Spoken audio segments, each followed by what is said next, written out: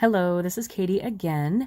If you are new here, I am on day 6 of making a video every day in May. So I'm making another Mother's Day card today. I'm very excited about this one. I will be doing some ink blending and dealing with a special ingredient, which is why I have a glove on. I just don't like getting ink on my hands. It's very hard to get off. So I am using Shaded Lilac and Milled Lavender regular inks, and then Wilted Violet, which is my favorite purple distress oxide ink. And I have just a regular card base set off to the side, and then this is the same size, 4 1/4 by 5 1/2 of just a piece of cardstock, not folded. So I'm using some washi tape to block off sections. I'm going to be doing stripes. I think I eventually decide to stick the paper to my craft sheet because it was wiggling around too much. So I'm going to be using the washi. I don't use this washi a lot for anything, so it's kind of like my utility washi. But I'm going to be masking off some stripes. I only do a couple, and then I paused while I did the rest. So it's going to cut to all of the masking being complete. I just found some specks on the paper I was trying to rub away. So I was just letting you know I was going to do kind of every other doohickey. So I've masked that off, and then I'm going to start with Wilted Violet. And I'm just going to go kind of from the outside in. So on the far right and the far left is where I'm going to be blending these. This actually ended up working really well, so I'm a little more comfortable. I'm one step closer to being more comfortable mixing oxides and regular distress inks. So then I am using Shaded Lilac for my next one, which worried me a little bit when I started blending it because it's a little blue compared to the purple I just laid down. But like I said, it turns out beautiful. I was very happy with the outcome. So I just make sure to blend pretty well. And on each of them, I always go back over the beginning purple to kind of make sure everything melds together okay.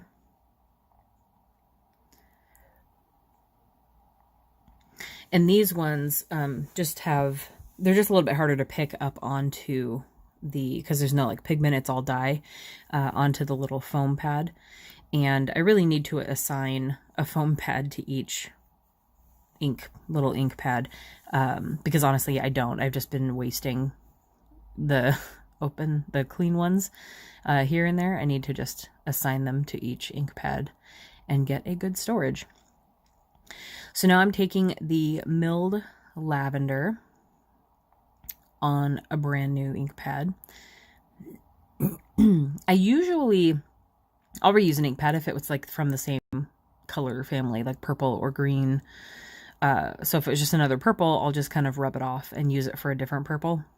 It hasn't really caused me any problems, which is why I haven't organized these yet, but I should definitely do that. So I'm just kind of honestly going straight back and forth on these rows. I also don't want to risk peeling up any of the washi. So that was blended good enough for me.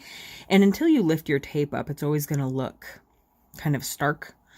But this is my special ingredient that I am adding with a super cheap paintbrush, which I cleaned it just fine. But I love how this looks, this technique. I've seen it done to make it look like water. I think Ashley Tucker was doing that in one of her mermaid cards. She painted some glossy accents, I think, to make it look watery.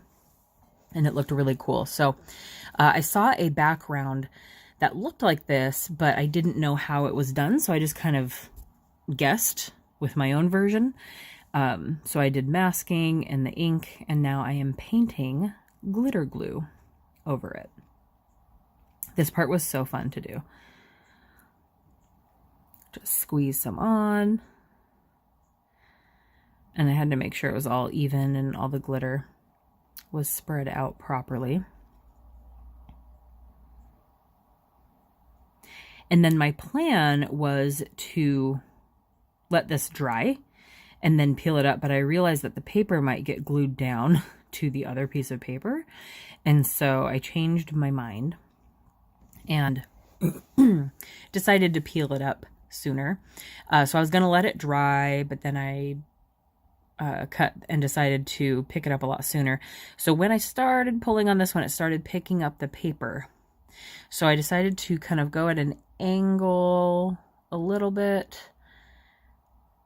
And I think it started to pick up the paper there too. So I went from the top, kind of at a diagonal pull, to take that off. And I don't think I filmed me taking all of these off because I went so slow to be so careful.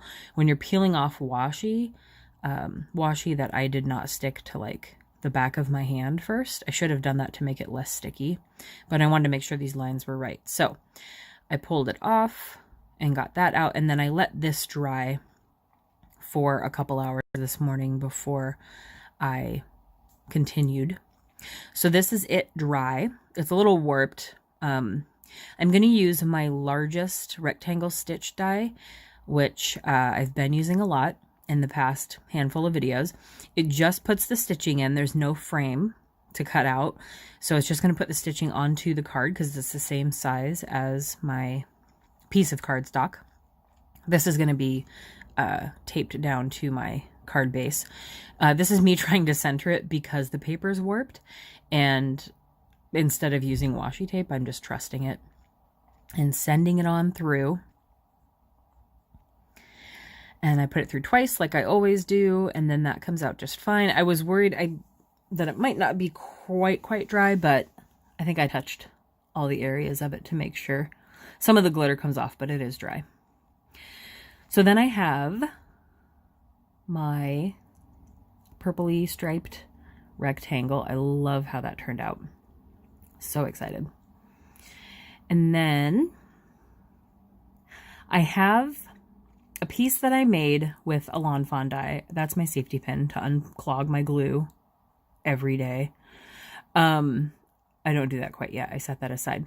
But I have a piece that I made from Lawn Fawn, and it's from the Happy Mother's Day. I don't want to say border die. It's like the line dies of the sentiments. You'll see it. And what I did was I just ink blended some pinks and purples on paper and then cut it out of that. But then I also cut the die out of like 3 or 4 white pieces of paper, and I stacked them all up. And so the pink and the purple is on top. As soon as I'm done sticking down my background to my card base, I will show you. I wanted to make sure I didn't have any card base sticking out and that this was the right size. So, the Mother's Day die, so shiny. So this is what I did. And so I have that. I'm going to show you kind of all angles of this. I have the back, and that's how thick it is. And you can see probably, I think there's 3 white layers and then the top one. So I made that a few weeks ago, maybe. When I got the die, I was just playing with it. But I wanted to use it on this card because it works very well. So I was just holding it down to trim off the ends. That one worked, but this one, for some reason, my scissors wouldn't do from up above. So I just trim it off after. You'll notice there's no apostrophe. I had a blended apostrophe with some backup white pieces to put under it. I was not going to mess with the apostrophe, so I'm just not putting it in there. I'm sure none of you would have noticed if I had said nothing. So then I am getting my tweezers out before I need them in a hurry. And I'm using glossy accents after I unclogged it. It's just my favorite adhesive. I don't mind that it's shiny if it does squeeze out. I just try to go easy on the glue. So I'm just kind of adding dots here along the whole thing. It does dry very fast, so if you're trying to glue up a very long sentiment like this, the glue in the beginning that you started with can be dry by the time you're done. So I'm trying to move quickly and make sure that the glue does not dry, especially if you're not using big old globs of it. It's going to dry a lot quicker. But this, I don't know, this is just my favorite glue. for anytime I need glue when I'm not using a tape runner. And also for making things glossy, things that need to be shiny. Also, I'm going to be using the glossy accents for putting down the sequins, but also a trick after that that I learned from, I cannot remember who, and I am so sorry. The person I watched who did it, who I have forgotten because I watch a lot of crafting videos, said that they learned it from somebody else who I also forgot, so I have no idea who to give credit to.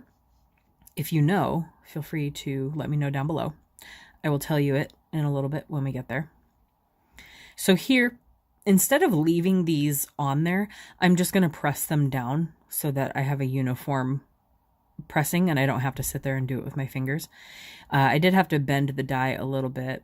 I don't think I wrinkled it at all to make it straight. And if I'm using a lot of purple on my Mother's Day cards, it's because it's my mom's favorite color. And so maybe that's just how I associate Mother's Day. I'll probably give her this one too because it's purpley. But the duck one, I made a ducky one with Rub Dub Dub from Fawn for her her actual card. But I'll probably give her two just because they were both purpley. And I also have other moms that I need to mail cards out to, which is why I'm making a lot. So here I am placing sequins. I had them kind of placed before I started filming again, but then I shook them all off, but it's fine because I like how they ended up. And I end up placing all but one of these. I thought I wanted to use all of them, but I liked how it looked and I could not find a home for that last poor little sequin. It's not his fault or her fault. So that one, I think, is the only one that I put like fully in the white section, which is cool. But I couldn't find a place that I liked for, I suppose, every row except like the third row has a sequin on it. And I just realized that. I probably could have put it somewhere. Oh well. Anyway, so I'm going to snap my fingers and have these glued down because I did not want to put you through that. I used my little stickum stick. And so the trick here, after I glued them down with glossy accents, they're going to be shiny anyway, is to fill the cup of the sequin with more glossy accents. Whoever I saw that did it said not only does it turn out like shiny and glossy, but it like definitely holds it in place. So it's kind of got glue on both ends, and I'm fine with that. I kind of like that idea.